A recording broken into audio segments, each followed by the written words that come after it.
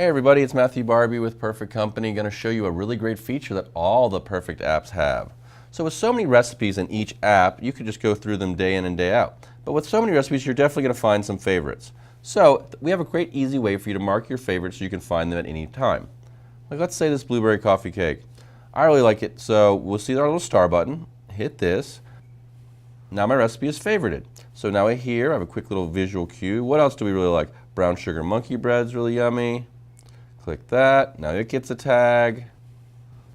Ooh, buttermilk pancakes. Gotta love those. That gets a tag. And then maybe the old, oh, chocolate chip muffins. People love those. There we go. Now, what if you decide one of your favorite recipes is no longer your favorite? You can also unfavorite it. Just hit the button again. Black arrow or black star goes away. Little tag goes away. So now it's gone. You can also get all your favorites in one place. If you go to your categories section, you'll see you now have a favorites category. Hit that button. Now all your favorite recipes are in one place, easy for you to find, so you can get to baking whenever you want. Hope you found this helpful. If you have any questions or comments, please check us out at makeitperfectly.com, and as always, have a perfect day.